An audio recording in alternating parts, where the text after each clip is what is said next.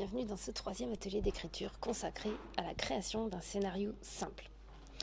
Donc, aujourd'hui, le but, ça va pas être de faire de belles phrases et de la belle littérature, ça va être de créer le synopsis d'une histoire. Donc le synopsis, c'est un résumé de l'histoire qui contient tout, c'est-à-dire le début et le dénouement, donc la fin de l'histoire. L'idée, en fait, c'est d'avoir un résumé de notre histoire qui va nous permettre d'avoir une vision d'ensemble de celle-ci. Voilà. Le but, encore une fois, c'est pas de faire de la littérature, c'est de faire un plan, basiquement.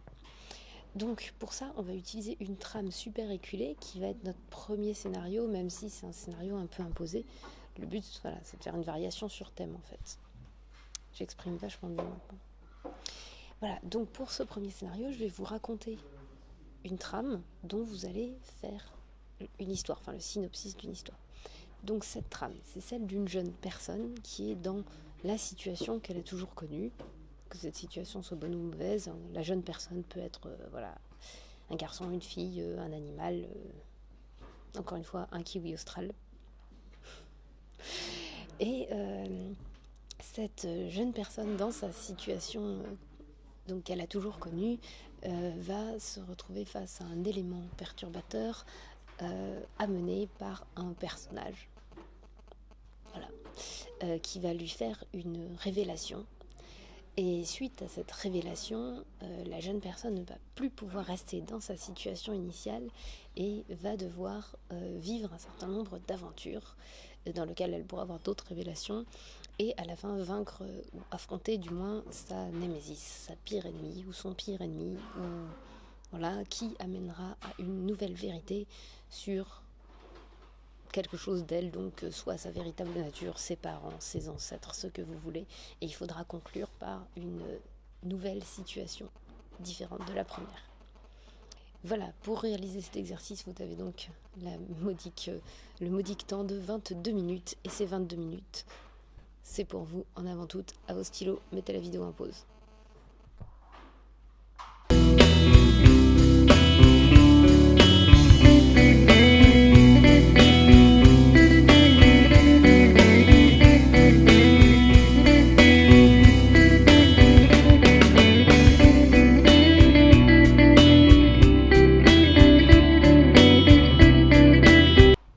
Pour nous, c'est la fin aussi des 22 minutes, puisque nous avons eu 22 minutes et 0,4 secondes et 33 centièmes.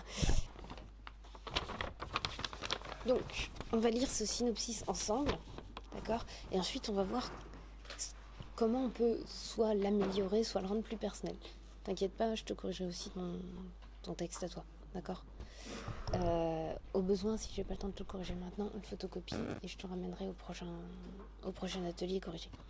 Donc, c'est l'histoire de Bruno qui vit dans son milieu bourgeois où rien ne dépasse sa vie et celle de ses parents sont réglées.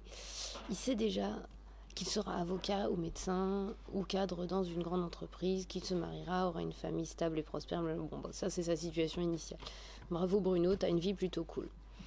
Un jour, il rencontre un jeune SDF qui le touche par sa spontanéité avec une capacité déconcertante à s'identifier à lui et semble le connaître avant qu'il...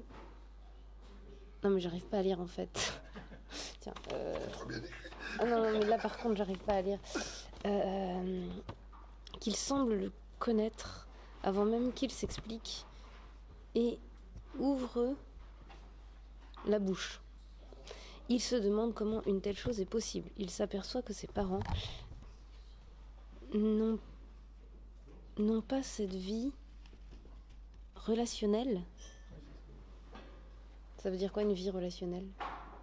C'est qu'en fait, ils communiquent pas. Non, c'est ça, voilà, il n'y a pas de communication profonde. D'accord, donc il n'y a pas de communication profonde entre ses parents. D'accord. Et lui, ok. Comment cela se fait-il que tout soit coincé comme ça ? Il décide de partir, rencontrer toutes les personnes qui lui semblent ouvertes et dans une autre capacité relationnelle que son milieu. Il découvre que ses parents ont parfois un potentiel d'aventure qu'il n'avait pas remarqué jusque-là, lui-même s'étant bloqué dans des réflexes qui le dépassaient. Il essaye de partir de ses petits riens pour faire pour les faire fructifier en se libérant lui-même de ses préjugés qu'il avait accumulés sur ses parents, ses origines, et découvre que dans ses parents, la même soif d'authenticité que la sienne, et que l'ennemi commun, c'est le manque d'écoute, de capacité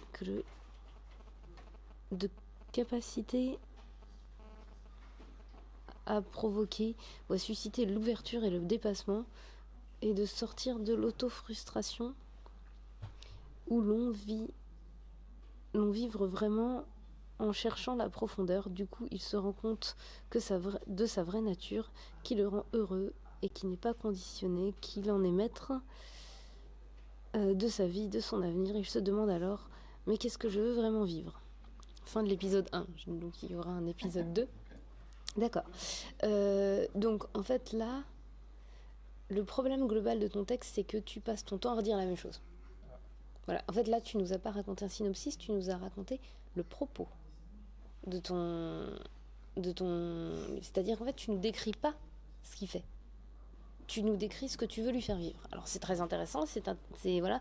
Sauf que là, il nous faut... En fait, le seul fait que tu nous racontes, c'est la rencontre avec le SDF. Donc qui est très bien, ça c'est effectivement l'élément déclencheur dont on parlait et tout.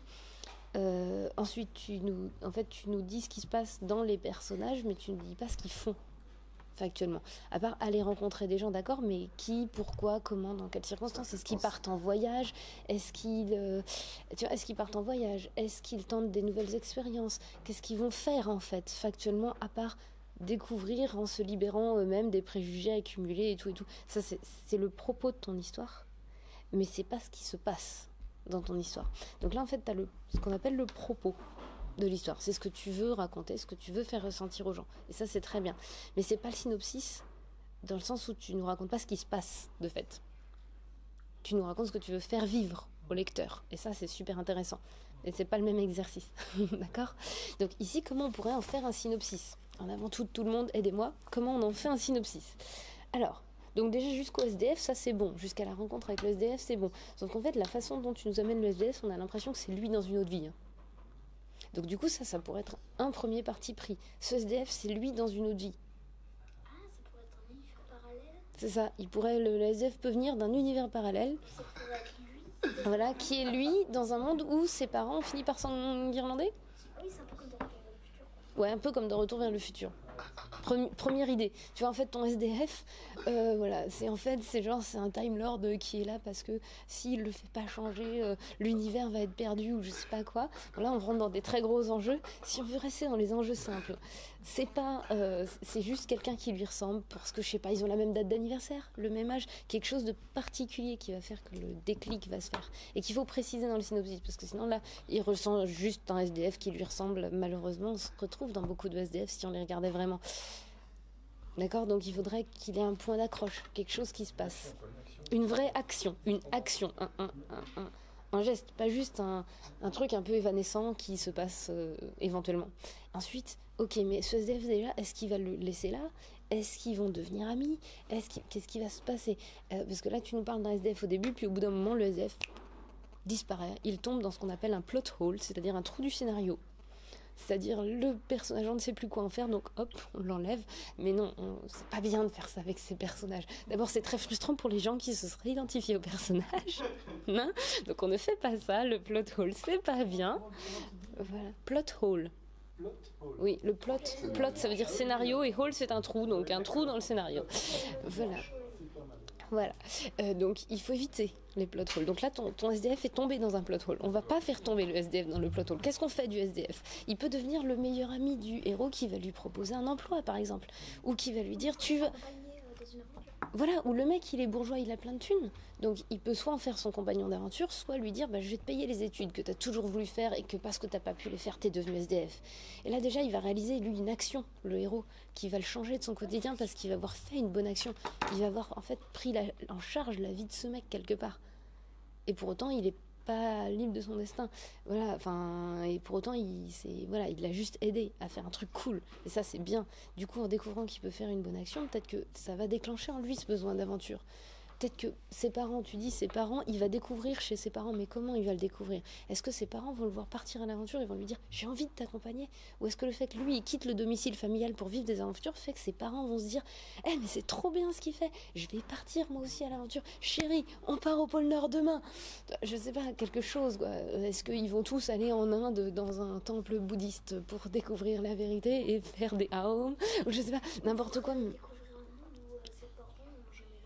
Ou il pourrait découvrir un monde où ses parents n'ont jamais eu d'enfant, encore si le SDF est un voyageur temporel. En fait, voilà, on va faire dans Sliders les mondes parallèles. Il a un minuteur, tu vois. Et en fait, il vient d'un monde parallèle et dans ce monde-là, il n'a pas réussi à trouver de boulot. Voilà. Je sais pas, mais n'importe quoi. En fait, voilà, ce qu'il nous faut, c'est les éléments qui vont se produire et qui vont rendre ton histoire intéressante. Voilà. Par contre, là, tu as un excellent propos. Ce que tu veux raconter, on le sait. Maintenant, il faut des événements pour le raconter. Sinon, c'est ennuyeux. Sinon, on se retrouve avec une vie de Maupassant où l'événement principal, c'est de pêcher un poisson-chat. Et là, non. C'est un truc, là. Les nausées de Sartre écrites par Morganov Krenko. Oula, non, pas la nausée. Voilà, livre où il se passe rien, ça peut être très intéressant, mais il faut que ce soit un parti pris. Et là, dans ton histoire, il y a un millier d'actions qui peuvent être engendrées par cette situation. Du coup, c'est à toi de les choisir. Voilà, donc là, on a eu un exemple de correction. Et bien vous, si vous voulez encore m'envoyer vos textes, je vais vous laisser une adresse mail dans la description qui vous permettra de m'envoyer vos textes. Je ne vous garantis pas de tous les corriger, mais j'essaierai en tout cas d'envoyer des indications à un maximum d'entre vous. S'il y en a trop, je ferai une vidéo de débrief avec les principaux points que j'aurais trouvé dans vos scénarios. En général, ce qui manque, c'est de la cohérence et du développement. Voilà. Par exemple, dans le texte que j'ai corrigé tout à l'heure auprès de quelqu'un qui avait fini avant, il y avait une énorme incohérence. Il faisait arriver Frodon Saquet directement depuis la comté dans le monde moderne et disait qu'il allait emmener l'héroïne au cinéma. Vous voyez où est le problème? Frodon Saquet, il connaît pas le cinéma. Il vient de la comté, il n'y a pas de cinéma dans la comté. Donc du coup, c'était beaucoup plus drôle à la fin. C'était elle qui l'emmenait au McDo et au cinéma pour lui faire découvrir le monde moderne. Je suis pas sûre qu'il a aimé le McDo, mais ça rendait l'histoire beaucoup plus marrante. Voilà, on a fait notre 3e atelier d'écriture sur le scénario. Il y en a qui se marrent dans la salle, c'était très rigolo. Même si c'est un peu plus aride à écrire que de raconter une histoire, c'est quand même quelque chose de très utile. Parce qu'une fois que vous avez votre scénario, vous savez où vous allez dans votre histoire. Maintenant, votre défi à vous tous, que vous soyez sur Internet ou que vous soyez ici avec moi en train d'écrire, ça va être de raconter l'histoire que vous venez de décrire en fait. Voilà, bah oui, c'est pas tout de l'écrire le synopsis, mais ensuite il faut écrire l'histoire à partir de ce synopsis. Et vous voyez que ça peut nous emmener très très loin. Voilà, le prochain atelier d'écriture sera consacré à décrire une scène d'exposition, c'est-à-dire la scène de nos situations initiales normales de tout à l'heure. Du coup, je vous retrouve le mois prochain, et d'ici là, affûtez vos crayons, n'oubliez pas d'écrire. À bientôt.